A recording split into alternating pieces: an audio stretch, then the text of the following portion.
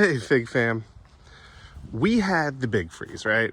Here in Wilmington, North Carolina, we had down to the 20s, low 20s. And I'll show you, I'll go over the figs shortly, but I'm gonna show you what things did not go well with that. Starting with, next to my outdoor shower, my umbrella papyrus. It should bounce back, but it did not like anything below 26, I think. You can see where it really took a hit. So I'm gonna prune it and see if it bounces back. Next to it is my Owari Satsuma. This is a shout out to the millennial gardener who's actually in the Wilmington area. But I did my incandescent bulbs with a frost cover, and it's a new 1-year planting, and it is happy in there. It did fine. Let's take a look. See? Green leaves. It's just doing its thing. It was just enough warmth. It's 53 degrees now today. And we're coming out of it. All my palmettos did fine. I'll tell you what did not do fine. This is what happens. You know, I have a backup. It's my mother aloe vera. I left out because it's in this giant pot. And when I planted it, I said, hey, it'll probably survive the winter. Okay, can do like a freeze or two. And then this big freeze happened and it bit the dust. So I'm really sorry, plant, for leaving you out. I do have a backup as one of your babies inside, but it did not survive. This is what 24 degrees or 20 degrees, I think it got down to, does to an aloe vera that's 5 years old. Figs. Everybody is happy and dormant. There you go, new main base. Preto, I have thoroughly pruned and it's ready for next year.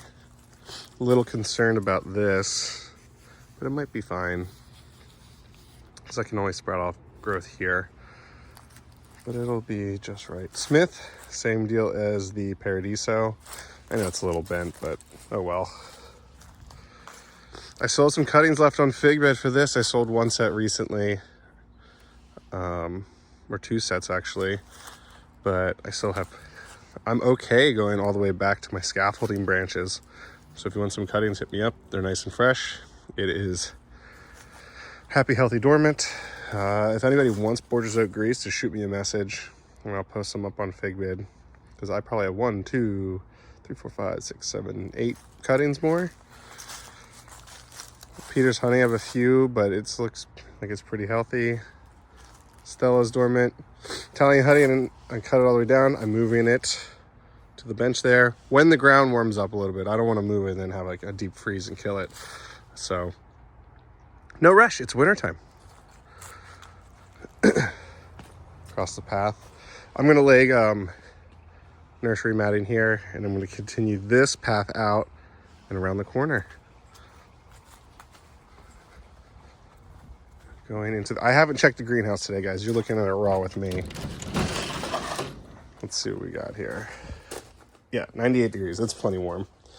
Everybody's happy. I did have some stress happen because it got down to about 40s overnight. And so what I did, if anyone's curious, whereas one of the first days of the freeze, it got down to about 33 degrees and it freaked out. I had some black Madeiras that survived it, but they were stressed. So what I did is I moved those guys inside, those girls inside, and I installed a second space heater here. When I installed the second space heater, the coldest it got here on our coldest night was 44 degrees.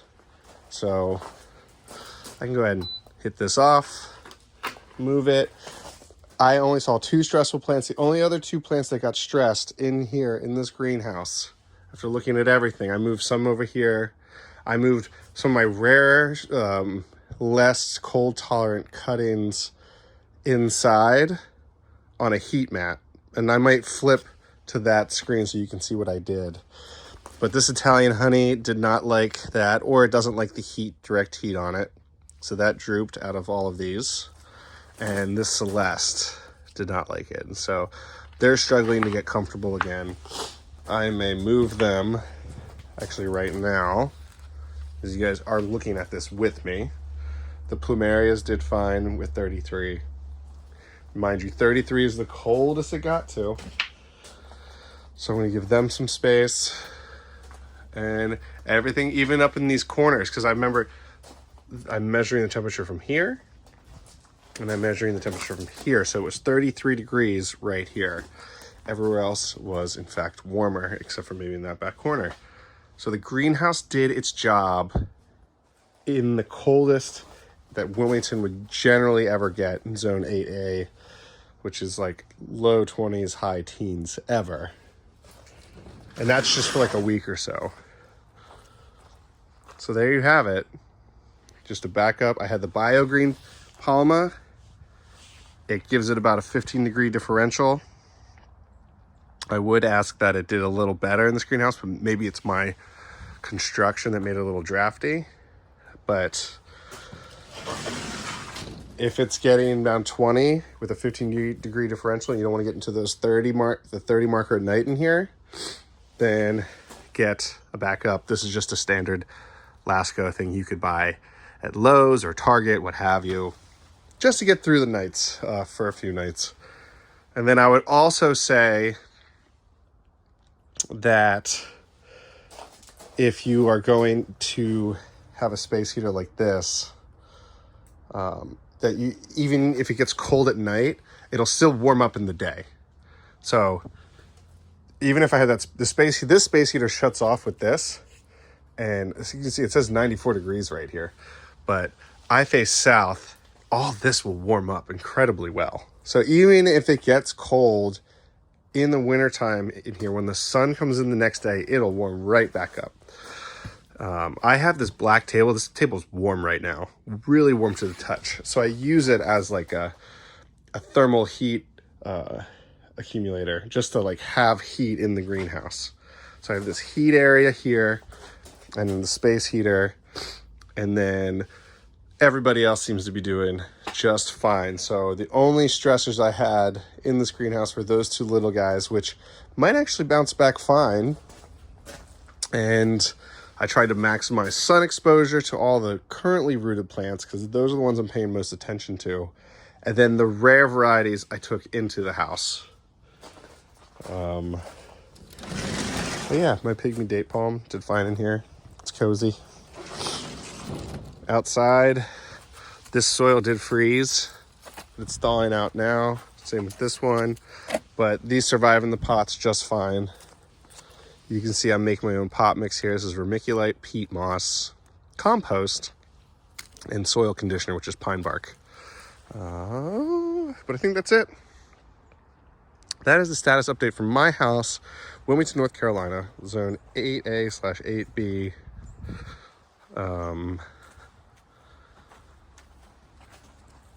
If you guys have any questions, I really didn't do much outside of the space heaters. Out here, my fig trees are dormant. I am not worried about them being frozen at night because they are dead asleep. They are fine until spring. It's only when they start to bloom that I would worry about any sort of freeze, late freeze. But they will do just fine for the 20s in the middle of the winter. And our ground never really fully freezes. Like, it's gonna be up on New Year's. Here's some dandelions that just popped up on their own. So, one of the huge advantages of being in the South. All right, cheers, Fig Fam. Talk to you soon. And let me know how you guys fared with the with the big freeze. And keep me posted. Bye.